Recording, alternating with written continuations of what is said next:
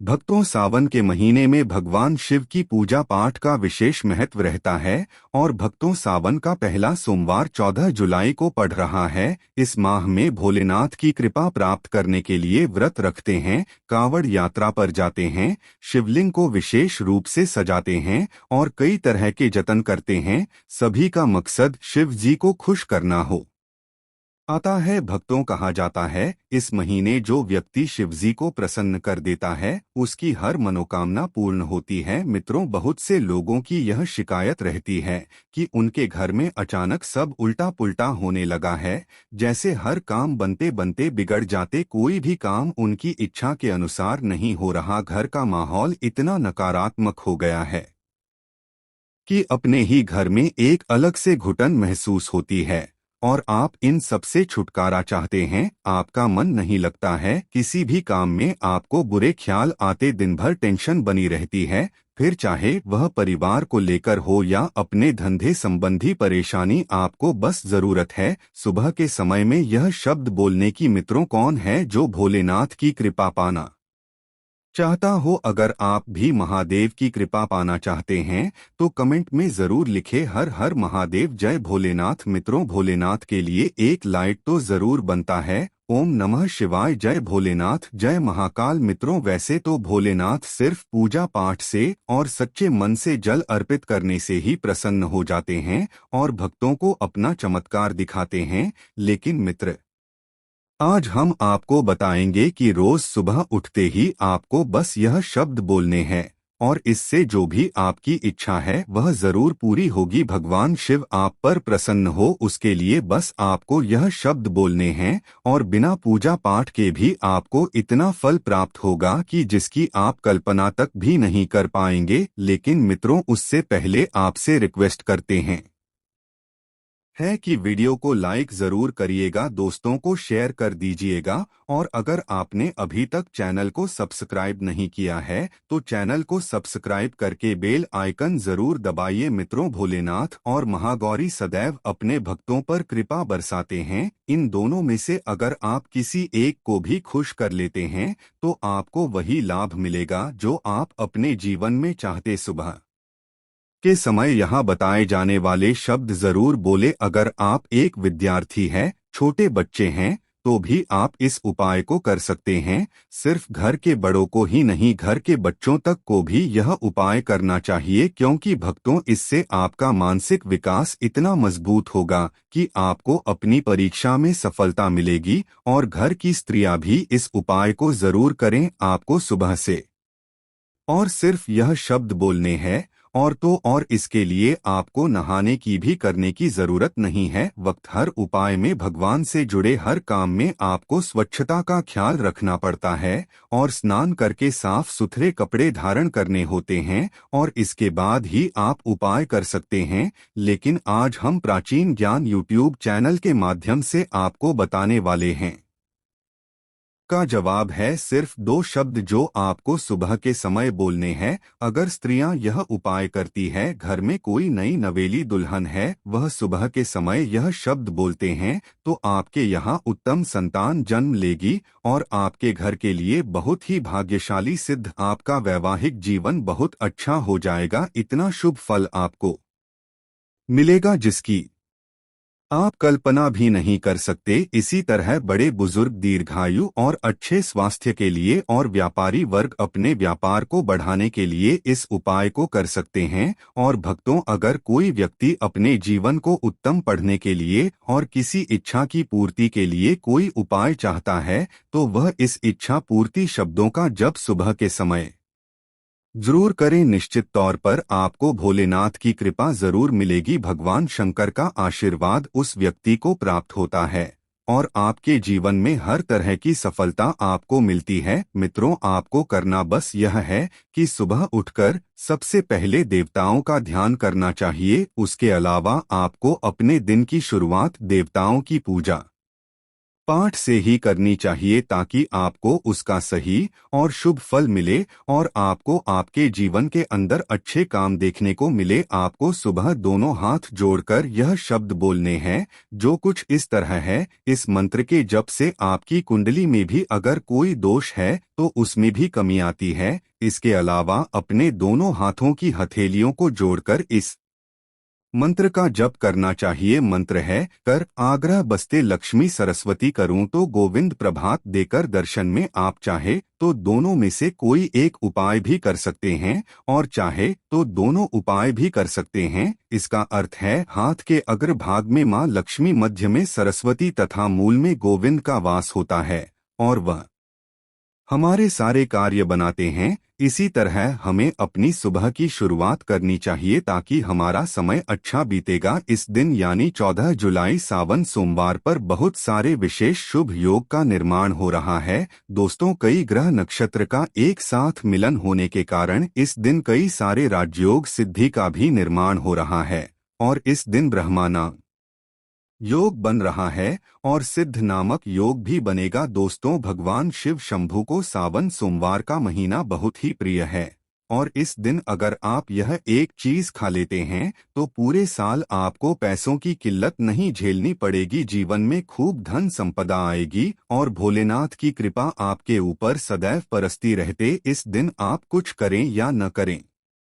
पर 14 जुलाई सावन का पहला सोमवार के दिन यह फल जरूर खा लें। दोस्त, शिव पुराण के अनुसार माना जाता है कि सावन सोमवार पर व्रतधारी को धतूरा अवश्य खा लेना चाहिए। भले ही आप थोड़ा सा खाएं, लेकिन जरूर खाएं, इससे व्रत पूरा हो जाता है। इस दिन धतूरा खाने से संपूर्ण फलों की प्राप्ति हो जाती है। अगर आप धतूरा नहीं खाते हैं तो इसे थोड़ा बहुत शौक। दोस्तों, कहते हैं कि जब भोलेनाथ ने गले में वेश धारण किया था तो आदि शक्ति मां के कहने पर देवताओं ने भगवान शिव के सिर पर भांग, धतूरा, बेलपत्र आदि रखा और निरंतर जल अभिषेक किया था, जिसकी वजह से उनके मस्तिष्क का ताप कम हुआ था और उस समय से ही भोलेनाथ को भांग धतूरा चढ़ाया जाता है। और यह बात भोलेनाथ के भक्तों में बहुत कम लोगों को ही पता है कि इसी कारण शिवलिंग पर भांग धतूरा चढ़ाया जाता। दोस्तों, अगर आपके घर में शिवलिंग है तो आज के दिन आप चाहे तो शिव जी का त्रिशूल हुआ, डमरू हुआ, यह भी आप उनको अर्पित कर सकते हैं।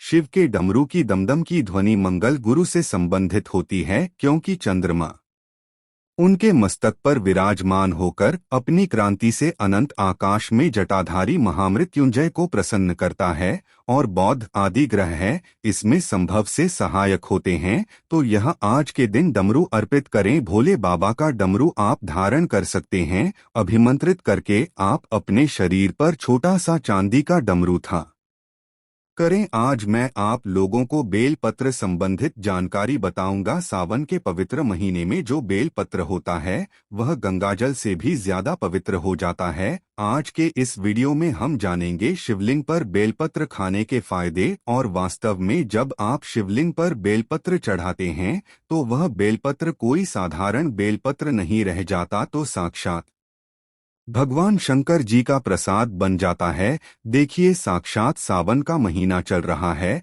तो यह वीडियो अपने फायदे के लिए ध्यान से एक बार सच्चे दिल से जरूर सुनिएगा। हमारे धर्म शास्त्रों में कहा जाता है बेलपत्र 6 महीने तक बासी नहीं माना जाता है। इसका एक बार प्रयोग करने के बाद, अर्थात इसे एक बार शिवलिंग पर चढ़ाने के बाद धो करके उन्हें चढ़ाया जा सकता है। 6 महीने तक कई जगह शिवालय में जहां बेलपत्र उपलब्ध न होने पर इसका चूर्ण का इस्तेमाल किया जाता है। भक्तों, कई ऐसे शिवालय हैं जहां पर बेलपत्र नहीं मिल पाता है तो वहां पर इसके चूर्ण को भगवान शंकर को चढ़ाते हैं। बेलपत्र के चूर्ण को भी चढ़ाने का फायदा है। बेलपत्र भगवान शंकर जी को चढ़ाने के पीछे एक पौराणिक कथा है। कथा के अनुसार समुद्र मंथन के दौरान कई चीजों के साथ हलाहल विष निकला। यह चारों ओर फैलने लगा। फिर पूरी सृष्टि को बचाने के लिए यह भगवान शिव ने इस जहर को अपने कंठ में धारण कर लिया था। इसलिए महादेव को उस दिन से नीलकंठ भी कहा जाता है।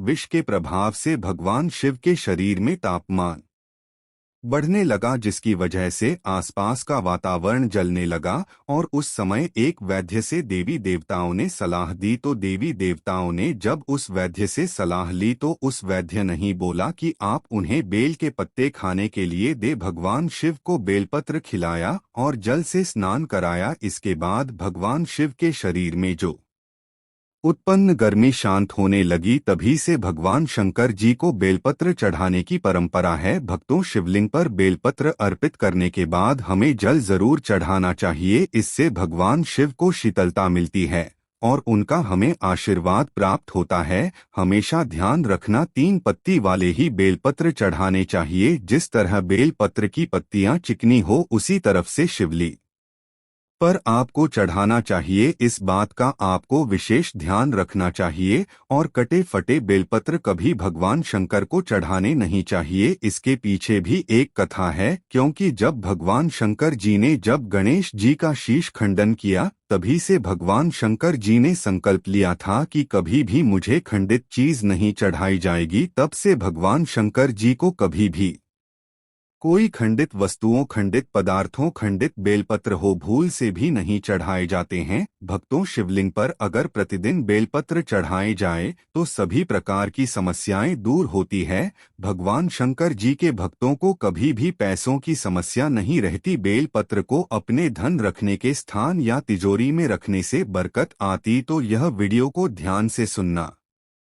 वीडियो में आप लोगों को बेल पत्र से जुड़ी हुई संपूर्ण जानकारी बताऊंगा। जो वीडियो आज बता रहा हूं, जानकारी बता रहा हूं, यह जानकारी आप लाखों खर्च करेंगे फिर भी कोई नहीं बताएगा। अधूरा ज्ञान खतरनाक साबित होता है, इसलिए भगवान शिव के इस वीडियो को पूरा देखें। दोस्तों, बेलपत्र खाने के जो गहरी फायदे में बताने जा रहा हूं वो आपको कहीं नहीं ही मिलेंगे। आइए जानते हैं बेलपत्र से जुड़े कुछ विशेष नियम और चमत्कारी लाभ। तो आगे बढ़ने से पहले कमेंट बॉक्स में भोले बाबा को अपना प्यार जरूर दिखाएं। लिखें आप उनसे कितना प्यार करते हैं। हर हर महादेव, ओम नमः शिवाय। चैनल प्राचीन ज्ञान को सब्सक्राइब जरूर कर लें और भगवान शंकर के नाम पर वीडियो को एक लाइटें। धर्मशास्त्रों के अनुसार बेलपत्र को कुछ खास दिनों पर तोड़ना वर्जित है। इन दिनों में चतुर्थी, अष्टमी, नवमी, दशमी, चतुर्दशी, अमावस्या, पूर्णिमा और संक्रांति शामिल है। खासकर सोमवार के दिन बेलपत्र तोड़ना सख्त मना है।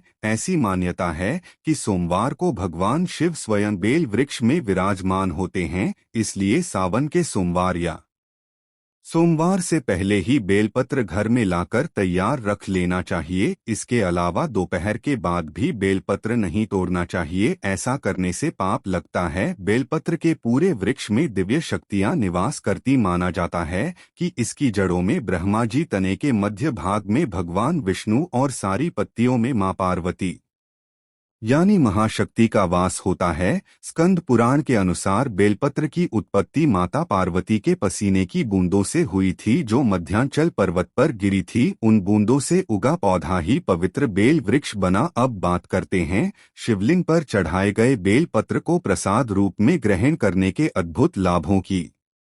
अब आप बेल पत्र भोलेनाथ को अर्पित करते हैं तो वह सिर्फ एक पता नहीं रह जाता, वह भगवान शंकर का कृपा प्रसाद बन जाता है, जो जीवन की अनेक कठिनाइयों का समाधान है। यह प्रसाद अमृत के समान माना जाता है। इसका नियमित सेवन शरीर के अनेक रोगों को दूर करता है। यह वात, पित्त और कफ तीनों दोषों को संतुलित करके समस्त रोगों की जड़ पर काम करता है। रोजाना सुबह शाम एक एक पत्ती खाने से कई बीमारियों से सुरक्षा मिलती है।